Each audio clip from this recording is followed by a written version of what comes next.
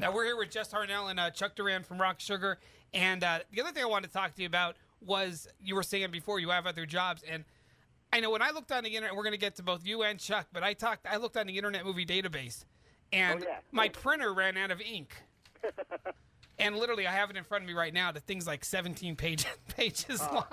Dude, I've been a really lucky guy, haven't I, man? I mean, it's the cool thing about it is, first of all, thank you for doing your homework and for being interested. I appreciate that, and also I just want to take a minute to tell your listeners, I don't know if you take for granted how cool this guy is, but it's like, these days with radio, just like everything else with corporate America and stuff like that, there's a lot of rules and mandates that are handed down, and it really takes a lot for a DJ and a station to sort of say, you know what, we want to play what we want to play. We want to play what people think is cool, whether or not it has a major label or a high-paid publicist or whatever behind it. We're going to play this because we think it's cool.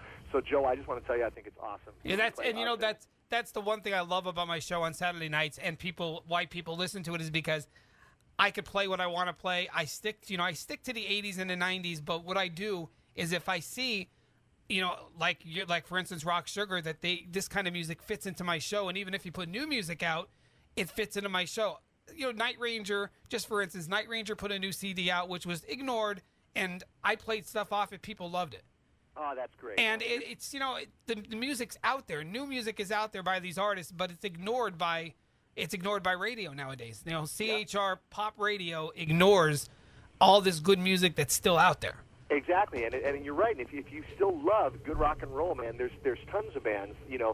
Sometimes you got to dig. Other times there's a couple like more mainstream bands. There's a band called Shinedown that you probably love. They're a contemporary band that are still making great rock. And a band called Anne Berlin. But anyway, coming back to your original question, I love the fact that not only are you playing us and or bands like us, but that you did your research.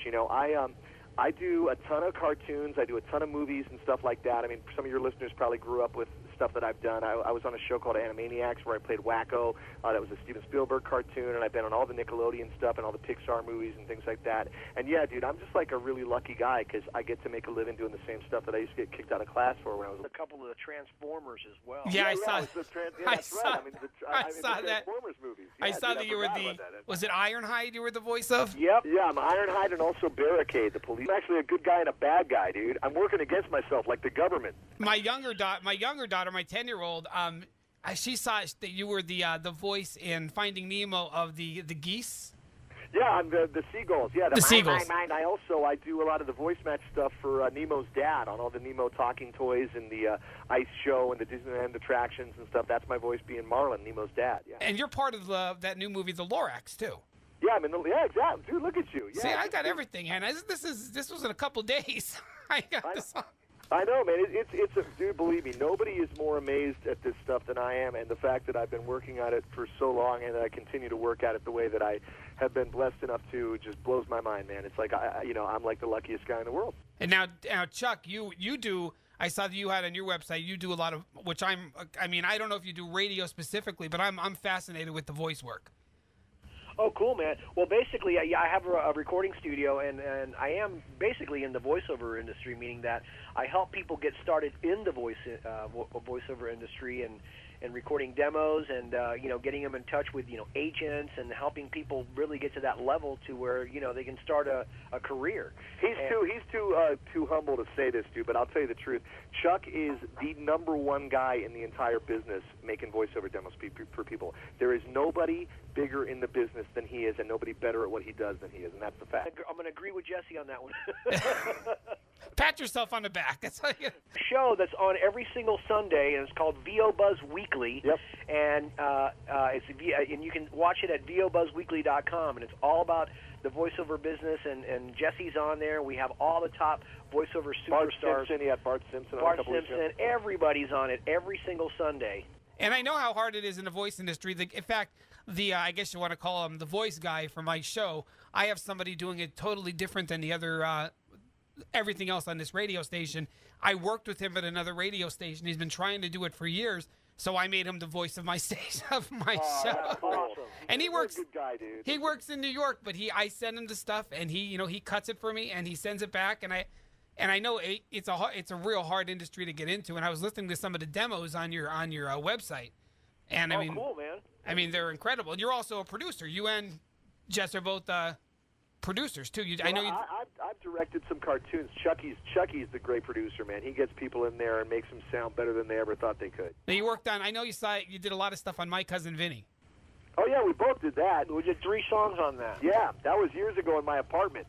Yeah, you did that in your apartment. Yeah, that was before the internet. No, I'm kidding. Yeah, it probably was. It probably was. We were like 15. Yeah, it was before cell phones. Yeah, it was definitely before cell phones. What other movies have you done? I know you did. There was a couple different movies you did music for. But I probably could find it out faster than you can. You probably could, dude, because honest to goodness, people ask me all the time what I'm doing, and I don't know. I'm just like, oh, I know I drove a lot last week, but I don't. You know, I mean, I do a lot of video games and cartoons, and I'm the announcer for America's Funniest Home Videos. That was my next thing. I saw that you were on America's Funniest Home Videos. Yeah, for 13 years, dude. Isn't that cool? But it's like, as far as songs for movies, dude, I've had tons of songs in movies. I don't know, as far as me and Chuck together, have we done a lot of songs for movies together, dude? I think we did a few songs for The King of Mulan. No, Mulan, the Disney movie. Yeah, me and Chuck both sang on Mulan for Disney. That's true. And you're Brer Rabbit, aren't you? Yeah, I'm Brer Rabbit. You're on Splash Mountain. He's Brer everything. I'm Brer everything, dude. I'm Brer politician.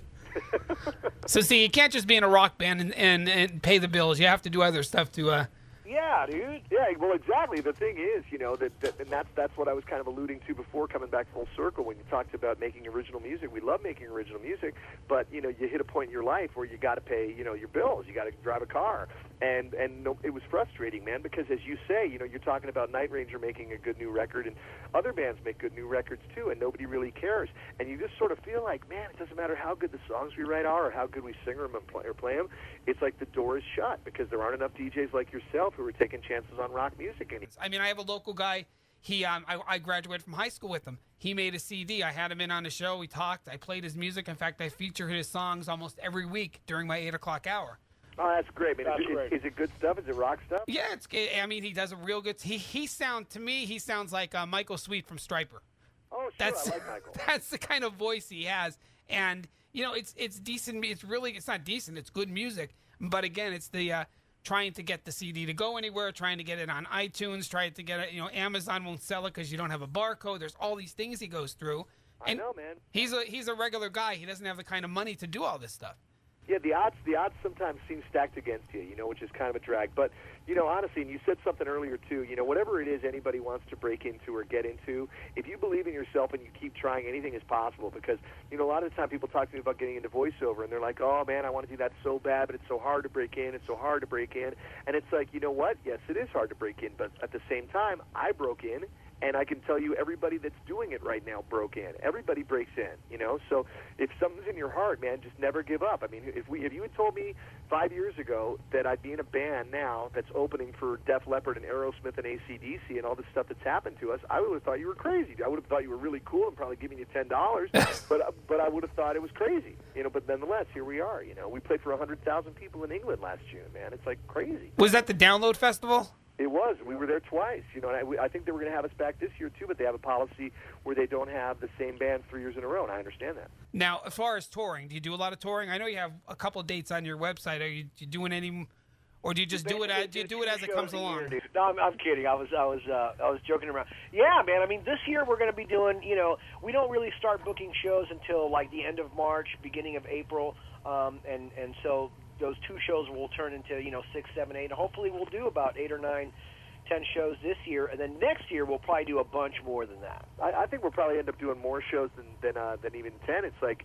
we just got another big agency behind us that we're working with now that's exciting, and you know, offers come in all the time. But as far as touring, we don't really go out on a bus or anything. We generally fly out on weekends and do stuff. We can't. Otherwise, Jess's IMDb will stop growing. Yeah, we can't have that. It can't get any bigger, that's for sure. Exactly, dude. New stuff's going on all the time. I got to be around. Now, his goal is to make his IMDb unprintable. Yeah, well, it wore out my enough paper for it. Exactly, damn right. Tom Hanks doesn't have as big of a resume as you have. Isn't that crazy? I know, bro. It's a wacky world, man. I'm telling you, Joe. Now I know the music you on YouTube. I mean, you said obviously people are listening to it on YouTube.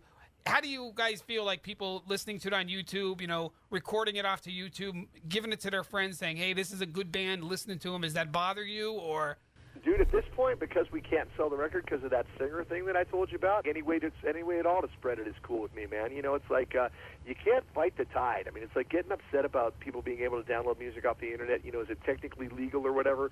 It doesn't even matter anymore because everybody's just doing it. You know, so even if we were selling the record, if that's how people were getting it, you know, what are you going to do? Rant and rave and stuff like that, jump up and down? You're just going to look stupid. Well, there's some bands out there that sue their fans, and I won't mention who that band is. Yeah, I know what you mean, right? I mean, it's crazy, dude. And especially, I mean, I know what that was about, and they were, you know, taking a stand and all that stuff. But at the same time, you're talking about guys who are multi-millionaires suing a dude who lives in his basement. You know, it's like it was kind of ridiculous. So what's next? What's next is to go out there and kick some butt and come to your casino this summer, because the listeners are going to call up and say, "Hey, we want Rock Sugar," and to keep growing the band bigger and bigger and bigger. And eventually, we want to do we've already done a bunch of arenas, but we want to do more of them. We want to play with every band we ever liked, and we've got like 60% of them so far, so we only have 40 to go. Well, I'm definitely going to spread the word, and I know everybody's going to say, "Release the CD already." Dude, I swear you'll be the first to know, Joe. And like I said before, two things to ask of you and your listeners. Honest to goodness, if you want to see the band live, if you dig the band and you're liking what you're hearing on the radio, call the casino and say, "There's this band Rock Sugar." You know, call up and say, "Hey, who books the shows for you guys? I want to see this band Rock Sugar." And if that happens enough times, believe me, we will hear from them, and then we will come and see you. And Joe, when we do that, let me know, because I definitely want to shake your hand in person and say It will hi, man. guarantee you that I will spread the word up here to try to get you up. Well, it's Jess Harnell and Chuck Duran. They're from the band Rock Sugar. Great band, great music. We feature them every week on Decades, and it was a lot of fun. I'm glad you came on, and now my listeners have all the information they need about Rock Sugar. Couldn't have been nicer. If there's anything else you need from us, just let us know. We'll take care of it for you, buddy.